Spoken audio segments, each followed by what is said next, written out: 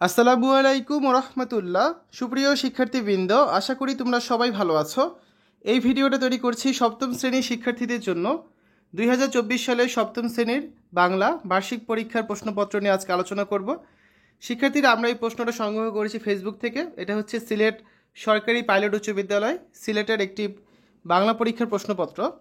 তো শিক্ষার্থীরা, তোমরা জানো যে এবছর কিন্তু এনসিটিভি থেকে একটা নমুনা প্রশ্ন দেওয়া হয়েছে, যার আলোকে শিক্ষকরা পরীক্ষার প্রশ্ন তৈরি করছেন।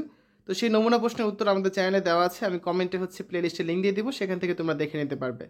আর এবছর কিন্তু এক এক স্কুল এক এক ধরনের প্রশ্ন হচ্ছে। তো আমরা একটা স্কুলের প্রশ্ন আজকে আলোচনা করবো, যাতে তোমরা বুঝতে পারো তোমাদের কী ধরনের প্রশ্ন হতে পারে। ক বিভাগে রয়েছে নৈর্ব্যক্তিক অংশ, যার মান হচ্ছে 25। তো এখানে 15টা বহু নির্বাচনী প্রশ্ন থাকবে। এই বহু নির্বাচনী প্রশ্নগুলো সঠিক উত্তর তোমাদের দিতে হবে। তারপর থাকবে এক কথায় উত্তর দাও, এরকম প্রশ্ন থাকবে 10টা। এই মোট 25 নম্বর হচ্ছে তোমাদের নৈর্ব্যক্তিক অংশ। খ বিভাগে রয়েছে রচনামূলক অংশ, 75 নম্বর। তো এখানে প্রথমে সংক্ষিপ্ত প্রশ্ন থাকবে, 10টা প্রশ্ন থাকবে, প্রত্যেকটা 2 করে, মোট হচ্ছে 20 নম্বর। এক্ষেত্রে কোনো অতিরিক্ত প্রশ্ন কিন্তু থাকছে না, তাই তোমরা যদি বইয়ের কোনো অধ্যায় বা কোনো অংশ বাদ দাও তাহলে কিন্তু সমস্যায় পড়তে পারো, কারণ এখানে 10টা থেকে তোমাদের 10টা প্রশ্নেরই কিন্তু অ্যান্সার করতে হবে। এরপর রয়েছে দৃশ্যপটবিহীন রচনামূলক প্রশ্ন। এখানে অবশ্যই তোমরা 2টা প্রশ্ন এক্সট্রা পাচ্ছ।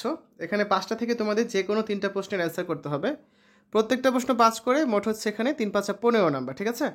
তো শিক্ষার্থীরা, তোমরা যে 3টা প্রশ্ন ভালো পারবে সেগুলোর অ্যান্সার করবে।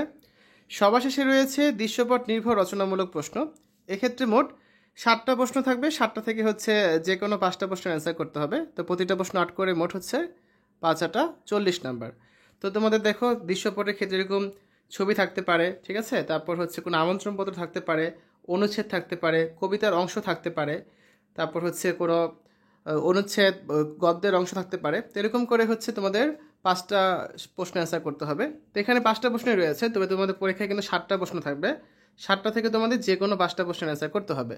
তাই তোমরা দৃশ্যপটগুলো দেখে যে এই 5টা প্রশ্নের উত্তর ভালো করে দিতে পারবে সেগুলোরই কিন্তু অ্যান্সার করবে, কারণ এখানে একটা বড় অংশ রয়েছে 40 নাম্বার।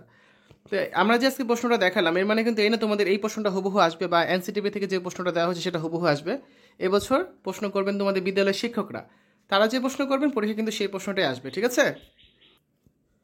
শিক্ষার্থীরা, এই ভিডিওতে আমরা সপ্তম শ্রেণীর বাংলা বার্ষিক পরীক্ষার নমুনা প্রশ্নপত্র নিয়ে আলোচনা করেছি। আজকে আমরা একটা স্কুলের প্রশ্নপত্র দেখেছি। তো আশা করি তোমাদের কাছে ভিডিওটা ভালো লেগেছে। অন্যান্য বিষয়ের ভিডিওগুলো দেখার আমন্ত্রণ জানিয়ে আজ এখানে বিদায় নিচ্ছি। আল্লাহ হাফেজ।